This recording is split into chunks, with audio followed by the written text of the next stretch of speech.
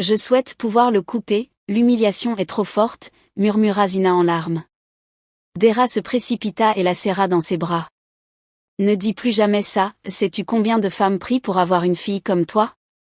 Sais-tu combien de fois je suis allée au sanctuaire, combien de jours j'ai jeûné pour avoir un enfant, avant que Dieu ne te confie à moi? Madame, votre bébé va bien, mais avez-vous dit que vous aviez mangé de la viande de girafe avant l'accouchement? Amaka hocha timidement la tête. Oui, le coup vient de moi. C'est une fille forte. Tout le monde dans le village d'Iduoma connaissait Amaka comme la femme qui aimait la nourriture. Pas n'importe quelle nourriture. Ses envies étaient spéciales, étranges, parfois très coûteuses. Amaka était une jeune femme belle et pleine de vie. Son mari, Ekene, était un chasseur, un homme fort et respecté du village. Ils étaient mariés depuis 2 ans quand la bonne nouvelle arriva, Amaka était enfin enceinte. Dès le premier mois, ses envies commencèrent comme un feu de brousse. Ekene, je veux de la viande de lapin rôti, cria-t-elle un matin en tenant son gros ventre, roulant sur le sol comme une enfant. Ekene, sans poser de questions, courut dans la brousse avec ses outils de chasse et revint le soir même avec 2 gros lapins. Amaka sourit comme une reine et dévora la viande sans même le saluer. La semaine suivante, chérie, je veux de la soupe poivrée de singe, pas trop épicée, comme maman la faisait.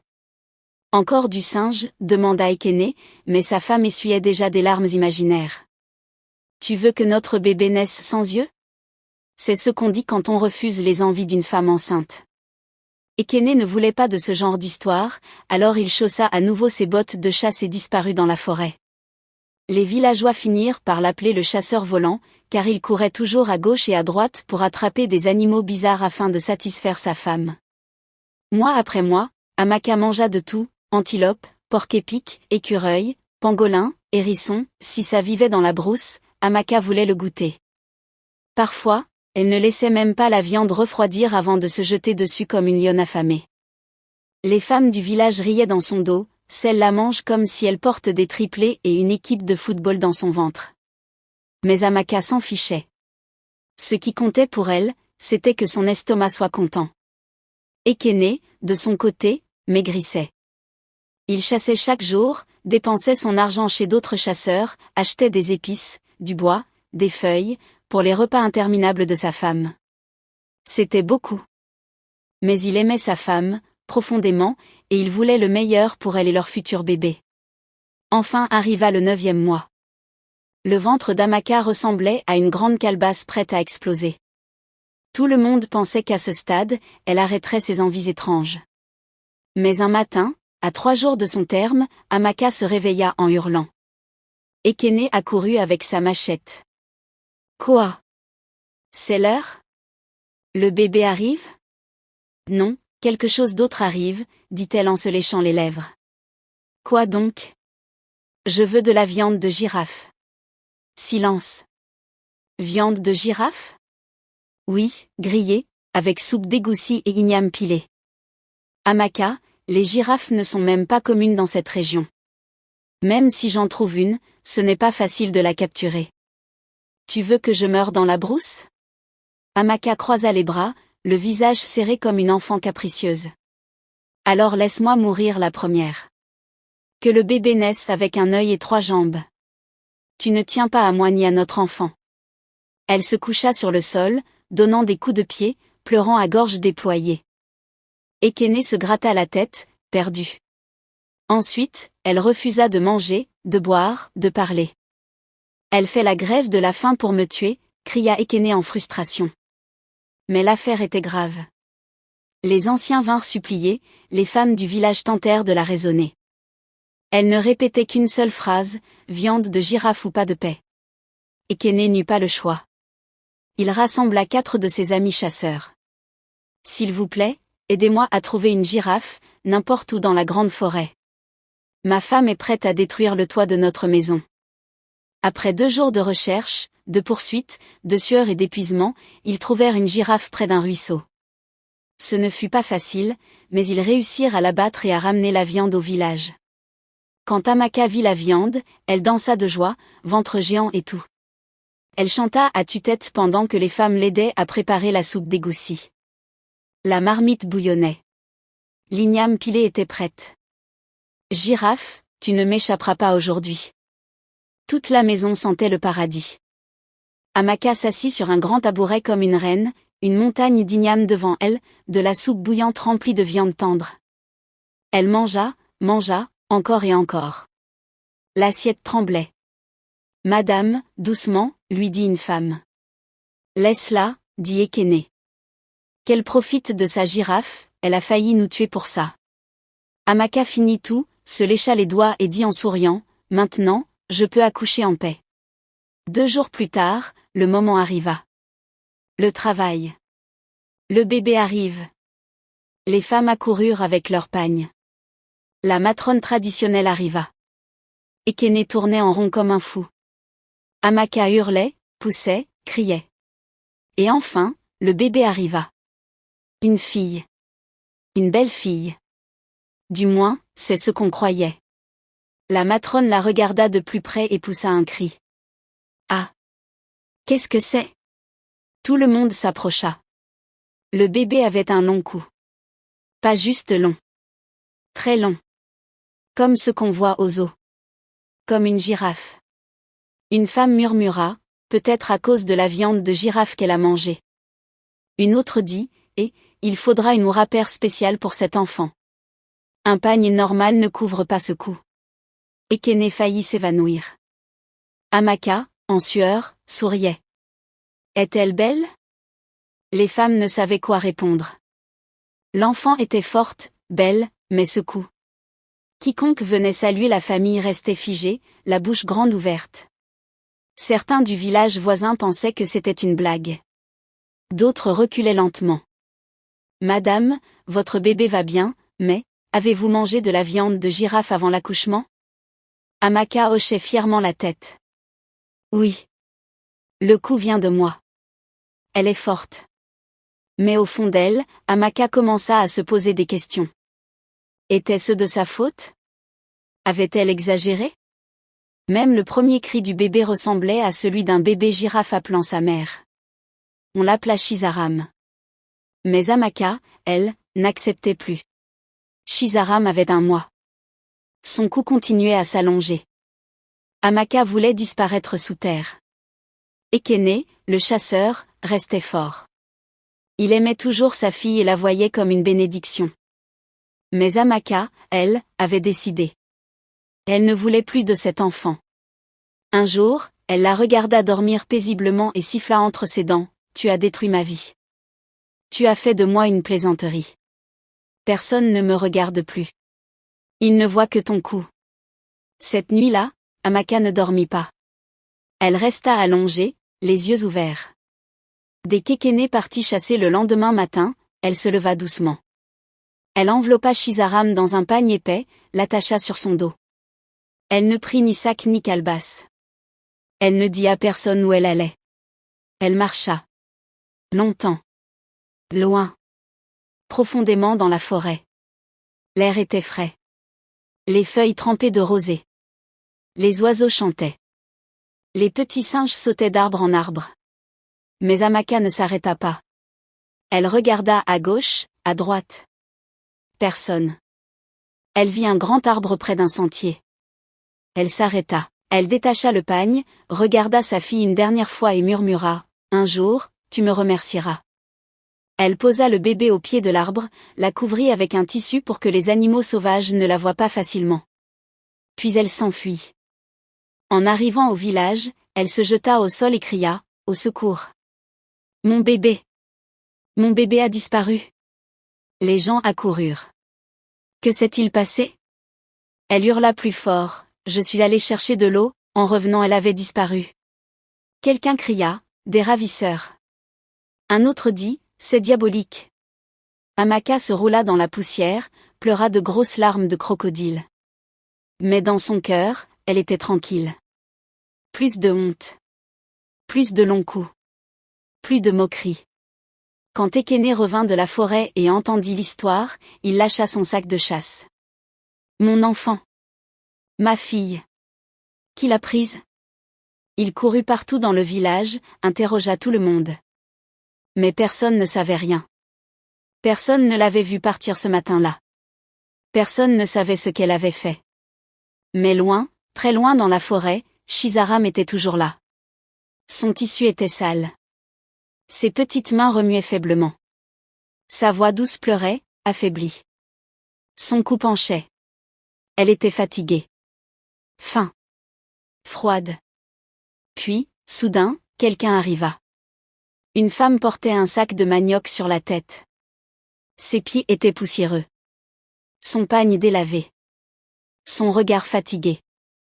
Elle s'appelait Dera. Elle vivait dans une petite hutte solitaire près des collines. Pas de mari. Pas d'enfant. On l'appelait la femme stérile. Dera avait souffert. Les gens se moquaient d'elle aussi. Tu ne connais pas la douleur de l'accouchement, lui disait-il. Mais elle avait un cœur pur. Ce matin-là, Dera revenait de sa ferme. Elle entendit un bruit. Elle s'arrêta. C'est un bébé? Elle lâcha le manioc et courut vers le son. Là, près d'un arbre, elle vit l'enfant. Petite. Sans défense. Qui pleurait doucement. Elle poussa un cri. Qui a pu faire ça? Elle se baissa, prit doucement le bébé. Puis elle le vit. Ce long coup. Elle ne cria pas. Elle ne la jeta pas. Elle regarda. Longtemps. Puis serra l'enfant contre elle. Mon Dieu, qui peut faire ça à une enfant? Elle cria, y a-t-il quelqu'un? Silence. Elle regarda autour. Rien. Que des arbres. Que du silence. Elle baissa les yeux. Regarda encore le bébé. Et sourit, fatiguée. C'est à cet instant que le cœur de Dera fondit. Je me fiche de ton apparence. Tu es à moi désormais.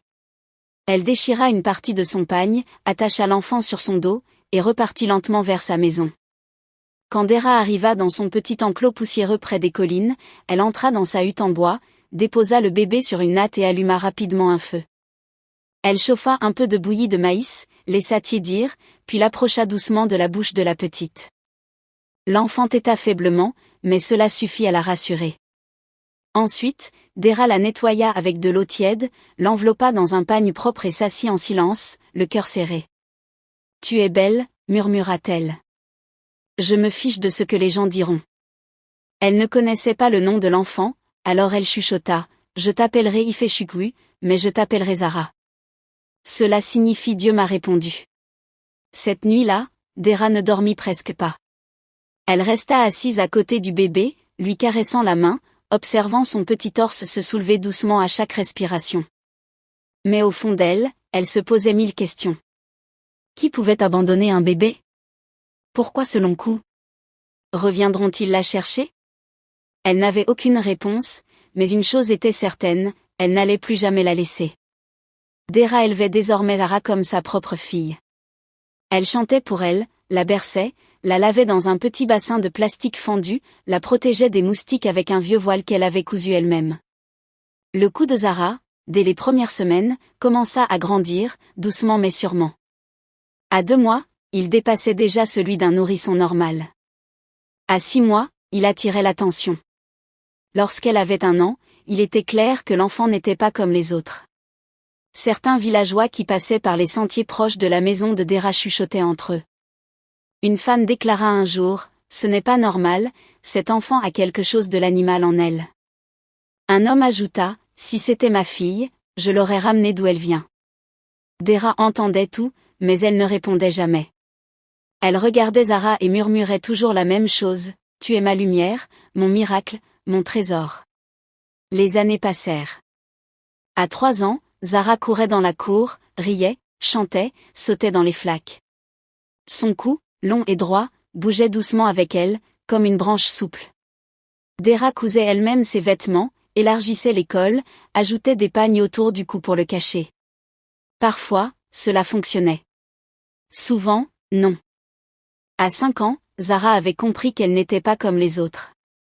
Elle regardait les enfants au marché, les petites filles qui jouaient dans les flaques en rentrant de l'école, les garçons qui grimpaient aux arbres. Ils n'avaient pas un long cou. Personne ne les fixait du regard. Un soir, elle regarda Dera dans les yeux et demanda, « Maman, pourquoi mon cou est comme ça? » Dera la prit sur ses genoux, la serra contre elle et dit, « Parce que tu es spécial. Dieu t'a créé avec un coup pour voir plus loin, pour entendre mieux, pour être unique. N'oublie jamais que tu es belle. » Quand Zara eut 6 ans, Dera l'inscrivit à l'école primaire du village. Elle lava soigneusement son uniforme, tressa ses cheveux, frotta ses sandales avec une pierre pour qu'elle brille. Zara était excitée. Elle allait apprendre, rencontrer d'autres enfants. Le premier jour, elle entra timidement dans la classe. Avant même qu'elle ne s'assoie, un garçon cria « Eh, regardez la girafe !» Toute la classe éclata de rire. Une fille murmura « Pourquoi son cou dépasse le tableau noir ?» Les rires redoublèrent. Zara resta figée. Ses yeux devinrent rouges. Des larmes coulèrent silencieusement sur ses joues. Elle rentra à la maison en courant, les bras croisés, le visage trempé. « Maman, je ne veux plus aller à l'école. Ils se sont moqués de moi. » Dera l'enlaça sans dire un mot. Elle caressa son dos et murmura « Ils ne savent pas. Tu es spécial. Un jour, ils comprendront. » Mais les moqueries ne cessèrent pas. À l'école, pendant la récréation, aucun enfant ne voulait jouer avec elle. On lui disait « Va jouer avec les arbres, ce sont tes cousins de cou. » On lui jetait parfois des papiers roulés, on la bousculait discrètement. Zara essayait de sourire, de rester forte, mais chaque soir, elle rentrait et s'effondrait dans les bras de Dera. Et chaque soir, Dera lui répétait « Tu es belle, Zara. Ne l'oublie jamais. » Les années passèrent. À 10 ans, Zara aidait Dera à balayer la cour, à aller au marché, à puiser de l'eau. Elle était douce, respectueuse, obéissante. Mais son cou continuait de grandir. Les gens chuchotaient encore. Certains disaient qu'elle était maudite. D'autres prétendaient qu'elle venait d'un monde d'esprit. Mais Dera ne changea pas. Elle l'aimait. Elle la défendait. Elle l'appelait toujours ma prière exaucée. À 15 ans, Zara était devenue une jeune fille splendide. Sa peau était douce et sombre comme la terre après la pluie. Ses yeux brillaient, sa voix était douce. Mais le cou, il était toujours là. Long. Fin. Droit. Quand elle attachait un foulard, cela ne servait à rien. Le village entier la surnommait « la fille qui voit demain ». Avec un cou pareil, elle doit voir ce qui se passe dans les autres villages, disaient certains. Peut-être qu'elle parle avec le ciel. Les filles riaient au ruisseau quand elle venait puiser. Elle la regardait du coin de l'œil, se moquait, chuchotait. Mais Zara baissait la tête, accélérait le pas et rentrait. Elle ne répondait pas. Elle ne criait pas. Mais elle pleurait en silence. Pourtant, il y avait une personne qui ne riait jamais. Il s'appelait Obi. C'était le plus bel homme du village. Clair de peau, toujours bien habillé, il vendait de l'or au marché et possédait plusieurs champs. Chaque fille rêvait de lui. Il était doux, poli, et très riche. Chaque fois qu'il croisait Zara sur le chemin, il souriait doucement et disait « Bonjour Zara ». Elle répondait rapidement et s'éloignait, troublée. Elle se demandait « Pourquoi il me salue ? Il devrait rire comme les autres. » Mais Obi continuait. Chaque semaine, il envoyait des vivres à la maison de Dera. Du riz, des haricots, de l'huile, du savon, parfois même du lait. « Mama, qui nous donne tout ça ?» demanda Zara. Dera sourit, « C'est Obi. Il t'aime bien. » Zara détourna le regard, « Il me prend en pitié. » Dera la regarda longuement. « Pas tout le monde te voit comme les autres, ma fille. Ce garçon est différent. » Mais Zara secoua la tête. « Regarde-moi, Mama. Regarde mon cou. Aucun homme ne veut d'une fille comme moi. » Dera lui prit la main, « Ne dis pas ça. Tu es digne d'amour. Tu es belle, même si ton cou touche le ciel. Tu es toujours l'enfant que j'ai tant prié pour avoir. » Mais Zara ne croyait pas. Elle avait peur. Elle se sentait inférieure. Un après-midi, alors que le soleil brûlait et que Zara aidait Dera à trier le manioc, elles entendirent des voix fortes. 3 jeunes femmes entraient dans la cour. La première, Zara la reconnut tout de suite. Tinou. La fiancée d'Obi. Celle que toutes les filles craignaient. Grande, sûre d'elle, habillée comme une princesse, suivie de ses 2 amis, elle entra dans la cour et frappa dans ses mains. C'est donc ici que vit la girafe? Zara se figea. Tinou la regarda de haut en bas, soupira bruyamment et dit, tu crois que parce qu'il t'a donné du riz, tu es sa femme? Une amie ajouta, avec ce coup-là, elle finira toute la nourriture avant le mariage. Une autre renchérit, elle ferait mieux d'épouser une vraie girafe. Zara, les larmes aux yeux, murmura, Mama, dis-leur de partir. Tinou se tourna vers Dera, vieille femme, garde ta girafe loin de mon homme. Dera se leva lentement. Elle portait des vêtements usés, mais sa voix était ferme, ma fille n'a rien fait. C'est Obi qui vient ici. Nous ne l'avons jamais appelé. Tinou éclata de rire, bien sûr. Peut-être qu'il aime les animaux de la savane. Et toi, tu devrais adopter un singe pour lui tenir compagnie. Zara éclata en sanglots, partez, je vous en prie. Tinou haussa les épaules et s'en alla, mais pas sans lancer, reste loin de mon homme, fille au cou de girafe, ou la prochaine fois, je viens avec un bâton. Quand elles furent parties, Zara courut dans la maison et claqua la porte. Dera la suivit, s'assit à côté d'elle. Elle ne dit rien au début. Puis elle prit doucement sa main, ma fille, ne laisse jamais les mots des autres devenir ton miroir. Tu es faite avec soin. Zara pleura, Mama, je n'ai rien demandé. Pourquoi ma vraie mère ne m'a pas gardée? Peut-être qu'elle avait raison. Peut-être que je suis un fardeau. Dera sentit son cœur se briser. Non, mon enfant. Ta vraie mère a perdu un diamant et ne l'a pas su. Qu'ils rient aujourd'hui, mais demain, ils verront. Cette nuit-là, Zara resta assise sur la natte, la tête entre les genoux, pleurant sans bruit. Elle souffrait. Dera resta près d'elle, lui tenant la main. Le monde est dur envers ce qu'il ne comprend pas, murmura-t-elle. Mais ne laisse pas leur rire devenir ta honte. Le lendemain, tout le village parlait de l'incident. La fiancée d'Obi est partie se battre avec la fille girafe, disait-il. Elle prend les bénédictions avec son long cou. La fille de Dera provoque des problèmes au village. Zara évitait le marché. Elle ne descendait plus au ruisseau. Elle restait dans la cour, à balayer encore et encore la même tache de poussière, ou à piler de l'igname pour personne. Mais Obi ne cessa pas. Au contraire, il envoya encore plus. 2 ignames devinrent 5. Un petit sac de riz devint un grand. Il y eut aussi du gari, du parfum, 2 pagnes pour Dera. Dera écarquilla les yeux. Ce garçon est sérieux. Zara, il t'a même envoyé du savon parfumé. Mais Zara refusait de sortir. Je ne veux rien de lui. Dera soupira, ma fille, combien de temps vas-tu te cacher? Ce garçon voit plus que ton cou. Zara secoua la tête, je ne suis pas celle qu'il devrait épouser. Je suis une plaisanterie pour tout le village. Un soir, alors que Dera lavait les feuilles d'ugu à l'arrière-cour, un petit coup frappa la porte. Zara regarda à travers le rideau. C'était Obi. Elle sursauta et courut se cacher. Mama, chuchota-t-elle, il est là. Dera s'essuya rapidement les mains et ouvrit la porte avec un grand sourire. Obi, mon fils, bienvenue. Il s'inclina légèrement. Bonsoir, maman. Je vous ai apporté ceci. Il tendit un petit panier tressé. Dedans, du poulet rôti, des plantains mûrs et du chin-chin. Dera écarquilla les yeux. Ah, que Dieu te bénisse, mon fils. Merci. Il regarda autour. Zara est là? Dera jeta un œil derrière elle. Elle est là, mais elle est timide. Il sourit. Dites-lui que je voulais juste la saluer. Pas de pression.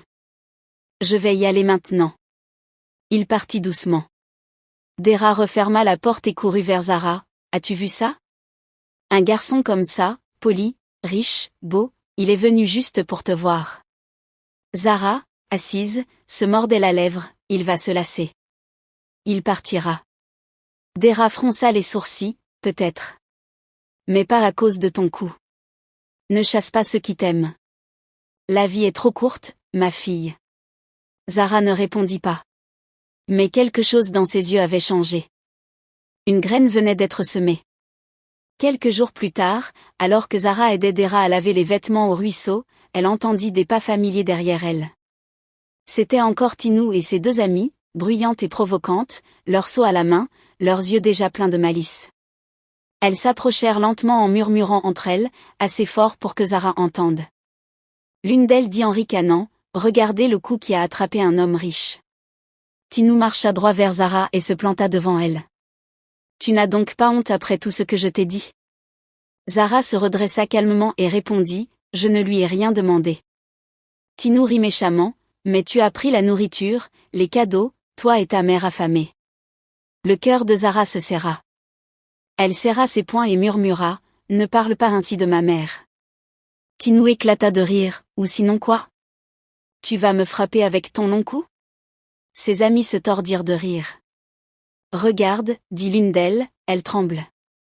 La fille girafe veut pleurer. » Tinou s'approcha encore, si proche que son souffle toucha le visage de Zara. « Éloigne-toi d'Obi, dit-elle avec froideur. Sinon la prochaine fois, ce ne seront pas des mots, mais mes mains. » Zara, les yeux pleins de larmes, saisit le linge mouillé et s'enfuit, courant à travers les chemins, laissant tomber des gouttes d'eau et de honte derrière elle. Les villageois qui assistaient à la scène ne dirent rien. Certains la regardèrent avec pitié, d'autres chuchotèrent, mais personne ne prit sa défense. Une fois à la maison, elle laissa tomber les vêtements au sol et cria, « Je n'ai pas demandé ce coup. Je n'ai pas demandé cette vie. » Dera accourut et la prit dans ses bras. Zara sanglotait violemment. « Je ne veux plus Obi, je ne veux plus ses cadeaux. Je veux juste qu'on me laisse tranquille. Je veux être normale. » Dera la serra plus fort et murmura, « Peut-être que tu n'as pas été créée pour être normale, Zara. Peut-être que tu es née pour être extraordinaire. » Zara releva les yeux, les larmes encore accrochées à ses cils, « Qu'est-ce que tu veux dire ?» Dera se contenta de sourire. « Un jour, tu comprendras. » Pendant les jours qui suivirent, Dera continua de parler à Zara doucement, chaque soir près du feu. « Ma fille, tu mérites d'être aimée. Obi t'aime, coup ou pas. Ne laisse pas ta peur te voler ta joie. Ne ferme pas ton cœur à cause de ce que les autres disent. » Zara restait silencieuse, le regard perdu, mais quelque chose en elle s'adoucissait. Un soir, alors que le vent soufflait doucement à travers les feuilles de palme, elle se tourna vers Dera et dit, « Je vais l'épouser. » Dera laissa échapper un cri de joie et se mit à danser autour du feu. « Merci Seigneur. Ma fille va porter une robe de mariage. » Le village n'avait jamais vu un mariage pareil. Des gens vinrent de loin, d'autres villages, des collines, même des villes voisines. Certains grimpaient sur les arbres pour mieux voir, d'autres se tenaient debout sur des pierres. Les mères soulevaient leurs enfants sur leurs épaules. La cour d'Obi était décorée de tissus colorés, de rubans dorés, de fleurs fraîches. De grandes marmites bouillaient avec du riz, de l'igname pilé, de la soupe d'égoussi, du jollof, et des morceaux de viande de brousse. Mais ce fut Zara qui attira tous les regards. Elle sortit doucement de la maison, vêtue d'une robe blanche éclatante, son coulon orné de rangées de colliers en or pur, du haut du cou jusqu'à la base. Chaque perle brillait au soleil. Elle marchait lentement, gracieusement, comme une reine. Une femme dans la foule murmura, « Est-ce bien la même fille que nous appelions Girafe ? Regardez-la. Même les reines en ville ne brillent pas comme ça. » Les bouches restaient ouvertes. Certains chuchotaient avec honte, d'autres avec admiration. Zara ne disait rien. Elle souriait doucement, tenant la main d'Obi. Elle n'avait pas oublié les moqueries, mais elle n'avait pas besoin de se venger. Son bonheur était sa réponse. Après le mariage, elle s'installa dans leur grande maison, la plus belle du village. Le sol était carrelé, les fauteuils moelleux, la cuisine brillante, l'eau coulait du robinet, une merveille pour les villageois. Les filles qui l'avaient autrefois insultée la saluaient maintenant de loin, avec des sourires forcés et des regards honteux. Mais Zara n'avait que deux vrais amis, Dera, sa mère, et Obi, son mari. Cela lui suffisait. Puis, des mois plus tard, un étrange silence s'installa sur le village. Les pluies cessèrent. Les rivières s'asséchèrent. Les champs devinrent poussiéreux. Les animaux mouraient ou fuyaient. La famine frappa. Les gens pleuraient. Il n'y avait plus rien à manger, plus rien à boire. Même les familles riches commencèrent à vendre leurs chèvres pour acheter de la nourriture. Mais dans la maison d'Obi, rien ne manquait. Il avait rempli son grenier de sacs de vivres, creusé un puits profond qui ne se tarissait pas. Chaque jour, des gens venaient frapper à leur portail avec des calebasses vides, des enfants au ventre gonflé de faim. « Aidez-nous, ma fille n'a pas mangé depuis 2 jours. S'il vous plaît, donnez un peu de riz. » Zara ne les rejeta jamais. Avec Dera, elle remplissait des sacs, distribuait de l'eau, partageait du gari, du riz, des ignames. Même ceux qui l'avaient autrefois humiliée reçurent de quoi survivre. Elle avait un cœur tendre. Un après-midi, un vieil homme arriva au portail. Ses vêtements étaient sales, ses pieds nus, ses lèvres sèches. Il semblait prêt à tomber. C'était Ekene, le père biologique de Zara. Il ne la reconnut pas. Il ne savait pas que la jeune femme élégante, au long cou, qui se tenait derrière le portail, était sa fille. Il baissa la tête, sa voix tremblait. « Je suis affamé, s'il vous plaît. Je n'ai rien mangé depuis le matin. J'ai besoin d'eau pour ma famille. » Zara ne dit pas grand-chose. Elle se tourna vers Dera. « Mama, donne-lui à manger. Donne-lui de l'eau. Qu'il se repose. » Dera revint avec du riz, un morceau de viande, un gobelet d'eau. Ekene s'assit sur le sol et mangea lentement. En mangeant, il levait parfois les yeux vers Zara. Quelle beauté! Ce cou, on dirait une reine. Elle ressemble à ce que ma fille aurait pu devenir si. Il baissa les yeux. Il ne savait pas. Après avoir terminé, il se leva, remercia encore, ramassa sa calebasse et repartit, le cœur rempli de souvenirs et de regrets. Depuis ce jour, chaque fois qu'il passait près de la maison d'Obi, il s'arrêtait un instant, espérant entrevoir encore le visage de cette jeune femme au cou doré. Si seulement j'avais ma fille, pensait-il. Elle aurait été aussi belle qu'elle. Mais il ne savait pas qu'elle se tenait juste là, derrière ce portail, à quelques mètres de lui. Zara non plus ne savait pas que ce vieil homme épuisé qu'elle avait aidé était son père, celui qui avait pleuré sa disparition. Pendant ce temps, Oluchi et ses amis, celles qui avaient ri d'elle, revinrent un jour au portail, la tête basse, les visages couverts de pagne. Elle n'avait plus rien. Elle venait mendier de la nourriture. Zara les vit depuis le balcon. Elle ne dit rien. Elle ne descendit pas Dera leur remit des vivres. Elles les prirent sans un mot, essayant de sourire, mais Zara ne fit qu'un petit signe de tête. Elles étaient gênées, honteuses. Elles voulaient maintenant devenir ses amies. Mais il était trop tard. Leur sourire ne pouvait effacer les années de douleur. Aujourd'hui, elle voyait enfin sa beauté. Aujourd'hui, elle voulait sa compagnie. Mais Zara n'était plus la fille fragile qui pleurait au ruisseau. Elle était devenue Zara, la reine au cou doré du village. Les jours passaient, et même si la pluie ne revenait pas encore, une paix étrange régnait dans la maison de Zara. Elle se levait tôt pour aider Dera à trier les vivres à distribuer, elle accueillait les femmes fatiguées, les enfants aux yeux creux, les vieillards en haillons avec le même sourire doux. Elle ne posait pas de questions, elle ne jugeait pas, elle aidait. Obi la regardait chaque jour avec admiration, se disant qu'il n'avait pas seulement épousé une femme belle, mais une femme rare, généreuse, courageuse. Un matin, alors que le soleil peinait à se lever, un messager arriva en courant à la maison. Il venait du village voisin, Humains. Il disait que leur rivière avait complètement disparu et qu'ils n'avaient rien à manger depuis 2 jours. Zara n'hésita pas. Elle demanda à Obi d'ouvrir une partie de leur entrepôt. On remplit des sacs de riz, de gari, de maïs, d'igname, et on attela une charrette tirée par 2 béhufs. Zara monta dessus, avec Dera à ses côtés. Elle était vêtue d'un simple haut rappeur blanc, sans collier, sans fioriture. Son coulon flottait doucement avec le vent, majestueux, paisible. Quand elle arriva dans le village, les gens sortirent de leur hutte en silence. Certains la reconnurent. « N'est-ce pas elle ?» demanda une vieille femme. « La fille au long cou ? Celle que tout le monde appelait la girafe ?» Une autre répondit, elle-même, « Mais regardez comme elle est belle. Elle est venue avec de la nourriture. » Le chef du village s'inclina devant elle. Zara distribua tout ce qu'elle avait, embrassa les enfants, posa sa main sur les têtes des femmes, sourit aux anciens. Ce jour-là, elle n'était plus la fille moquée, elle était une bénédiction vivante. De retour chez elle, elle s'assit dans la cour, les pieds nus, le visage tourné vers le ciel. Dera s'approcha et s'assit à côté d'elle. « Tu as vu, ma fille? Tu as vu comment Dieu retourne la honte en gloire ?» Zara ferma les yeux et murmura, « Parfois, j'ai envie de courir dans la forêt, retrouver ce vieux tronc d'arbre où tu m'as trouvé, m'asseoir là et demander à Dieu pourquoi. » Dera sourit, « Moi, je n'ai plus besoin de réponse. Tu es la réponse. » Le lendemain, alors que Zara balayait la véranda, elle aperçut au loin une silhouette qu'elle reconnaissait désormais. Ekene, le vieil homme, marchait lentement, tenant sa calebasse vide.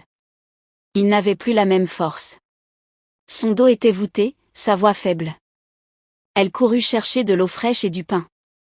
Quand il arriva au portail, elle ouvrit elle-même. Il la regarda, les yeux humides.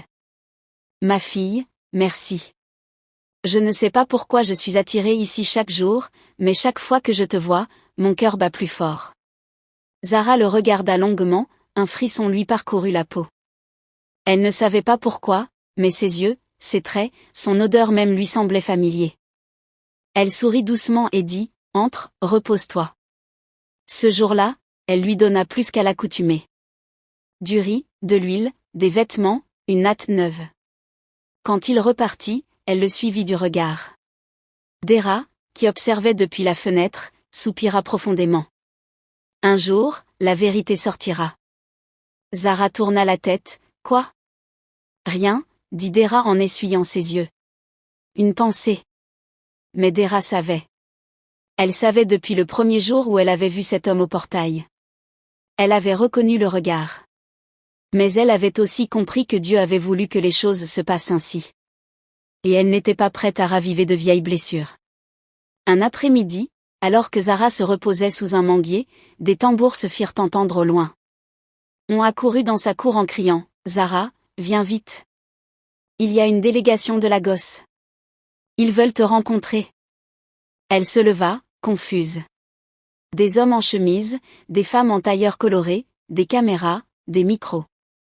Ils étaient venus faire un reportage sur le village et avaient entendu parler d'une femme au long cou, autrefois rejetée, devenue un symbole d'espoir. Ils voulaient l'interviewer. Elle hésita, mais Obi lui prit la main. « Vas-y, raconte-leur. Ton histoire peut sauver des vies. » Devant la caméra, elle parla calmement. Elle raconta son enfance, sans blâmer, sans colère. Elle parla de Dera, la femme au cœur plus large que la forêt. Elle parla de son cou, de la honte, des rires, des insultes. Elle parla aussi de l'amour, du pardon, de la paix. La vidéo devint virale. Des gens écrivirent du Nigeria entier. Certains vinrent visiter le village. D'autres envoyèrent des dons. Des écoles portèrent son nom. Une fondation fut créée pour aider les enfants rejetés. Et tout cela parce qu'une petite fille au cou différent n'avait pas été abandonnée par celle que tout le monde appelait stérile. Un jour, alors qu'elle arrosait les plantes de son jardin, une voiture s'arrêta devant la maison. Une femme en sortit, bien habillée, le regard inquiet. Elle tremblait. Elle tenait un vieux pagne dans ses mains. Elle demanda timidement à voir Zara. Quand cette dernière sortit, la femme tomba à genoux. « Pardonne-moi, ma fille. » C'était Amaka. La vraie mère de Zara. Elle avait vieilli, maigri. Ses yeux étaient fatigués. « J'ai fait une erreur. Une erreur que je paie chaque jour. Je n'ai pas dormi en paix depuis ce jour-là. Je suis venue demander pardon. » Zara ne parla pas tout de suite. Elle s'approcha doucement, s'agenouilla aussi et dit, « L'enfant que tu as jeté a trouvé une mère qui l'a porté. Dieu m'a donné ce que tu m'as refusé. Je te pardonne. » Amaka éclata en sanglots. Obi les regardait depuis la porte, le cœur lourd. Dera sortit, s'approcha lentement, posa sa main sur l'épaule d'Amaka. « Ce que tu as perdu, j'ai trouvé. Ce que tu as jeté, j'ai protégé. Nous sommes quittes. » Amaka repartit, les pieds traînants, le cœur un peu soulagé. Le soleil se couchait. Le ciel devenait doré. Zara leva les yeux. Son cou long, dressé comme une tour d'espoir, semblait toucher la lumière. Dera, à ses côtés, murmura, et dire qu'un jour, tu voulais le couper. Zara sourit. Si je l'avais fait, je n'aurais jamais vu tout ce que j'ai vu. Ce soir-là, elle entra dans sa maison, ferma doucement la porte et s'assit au milieu du salon. Obi la rejoignit. Il lui prit la main et dit, « Tu sais que tu es mon miracle, n'est-ce pas ?» Elle répondit, « Et toi, tu es ma paix. » Dera les regardait en silence, les larmes aux yeux.